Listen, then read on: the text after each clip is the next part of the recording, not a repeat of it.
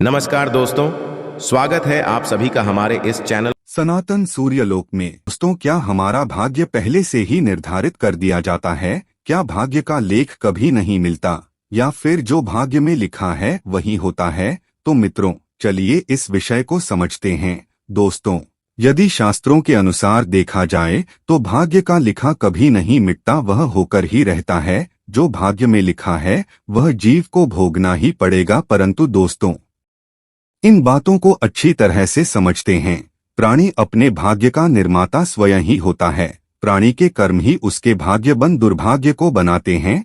भगवान श्री कृष्ण कहते हैं कि मनुष्य कर्म करने के लिए स्वतंत्र है।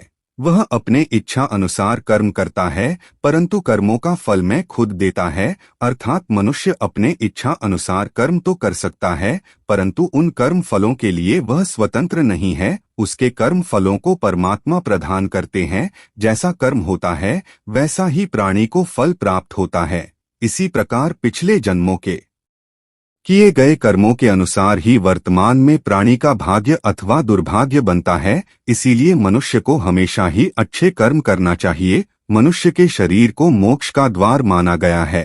पुराणों में एवं शास्त्रों में कहा गया है कि मात्र मनुष्य का शरीर ही है जिसके माध्यम से वह भगवान की भक्ति करके, परोपकार करके, अच्छे कार्य करके इस जन्म मरण के चक्र से बाहर निकलकर वह परमात्मा को पा सकता है।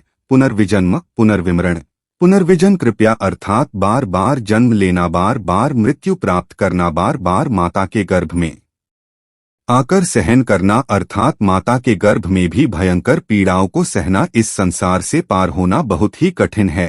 हे कृष्ण, हे मुरारी, मुझे इस आवागम से मुक्त करिए। अर्थात यहाँ पर भगवान की भक्ति से ही मनुष्य इन 84 लाख योनियों से मुक्ति पा सकता है। लोक कल्याण, परोपकार, दया, दान, पुण्य कर्म एवं अच्छे कर्मों के साथ ही भगवान की भक्ति मनुष्य को करना चाहिए, तभी वह मोक्ष प्राप्त कर सकता है। दोस्तों, कर्म प्रधान है। कर्मों से ही मनुष्य का भविष्य बनता बिगड़ता है।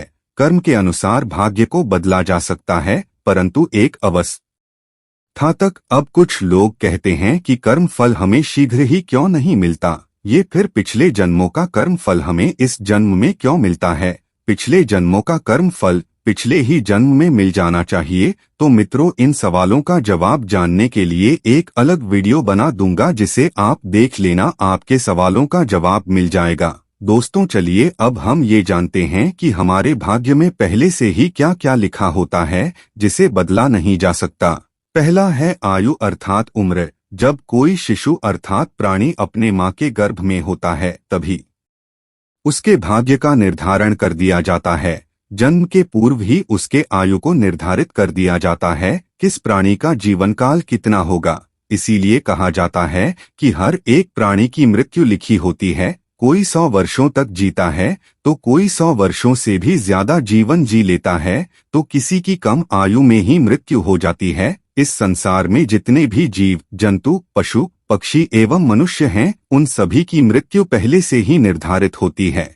दूसरा है विद्या अर्थात ज्ञान। इस संसार में जितने भी मनुष्य हैं उनके भाग्य में यह पहले से ही निर्धारित होता है। वह कितना ज्ञानी होगा, वह कितना विद्वान होगा। किसी की बुद्धि बहुत तेज होती है तो कोई सामान्य बुद्धि का होता है, तो कोई कम बुद्धि का होता है। मित्रों, तीसरा है कर्म। शास्त्रों में वर्णन मिलता है कि व्यक्ति के कर्म पिछले जन्मों के कर्मों के अनुसार ही मिलते हैं। इसीलिए व्यक्ति अपने कर्मों द्वारा ही सुख एवं दुख को भोगता है। किसी के जीवन में सुख ही सुख होता है तो किसी के जीवन में दुख ही दुख होता है, और किसी का जीवन उतार चढ़ाव से भरा होता है, अर्थात किसी का जीवन सामान्य होता है। कहा भी जाता है कि भाग्य से ज्यादा और समय से पहले किसी को कुछ नहीं मिलता। चौथा है धन संपत्ति। व्यक्ति को अपने जीवन काल में कितना धन संपत्ति प्राप्त होगा यह पहले से ही तय कर दिया जाता है। कोई जीवन भर कमाता रहता है तब भी वह केवल गुजरबसर हो सके वह उतना ही धन कमा पाता है। कोई इतना धन कमा लेता है कि उसकी आने वाली पीढ़ियों तक के लिए भी वह पूर्णत होता है। किसी को अकस्मात धन संपत्ति प्राप्त हो जाती है तो किसी को पूर्वजों द्वारा निर्मित की गई बिना मेहनत के ही संपत्ति मिल जाती है। वर्तमान समय में जिन्हें आप धन संपत्ति से पूर्ण देख रहे हैं, उन्होंने अवश्य ही पिछले जन्म में दान किया, परोपकार किया था, अच्छे कर्म किए थे। जो लोग गरीबी में जी रहे हैं उनका पिछले जन्मों का कर्म सही नहीं है। मित्रों, कोई भी मुफ्त में हमें कुछ भी नहीं देता। इस प्रकृति को भी हम जितना देते हैं उसका कई गुना करके वो हमें लौटाती है। कहने का तात्पर्य यह है कि जितना हमने कुछ भी दान किया है, चाहे वह धन हो, अन्न हो या ज्ञान हो, उसी का कई गुना होकर वही हमें प्राप्त होता है। मित्रों, 5वां है विवाह। व्यक्ति के भाग्य में विवाह को लिख दिया जाता है कि आपका विवाह कब, कहाँ और किसके साथ होगा। कई बार ऐसे देखा जाता है कि आप विवाह करना चाहते हैं किसी और के साथ और आपका विवाह हो जाता है किसी और के साथ। ये सब पूर्व निर्धारण ही तो है। आशा है कि आज की इस प्रस्तुति में बताई गई जानकारी आपको अच्छे से समझ आ गई होगी। वीडियो अच्छा लगा हो तो एक लाइक अवश्य कर दें। धन्यवाद वीडियो के अंत तक बने रहने के लिए।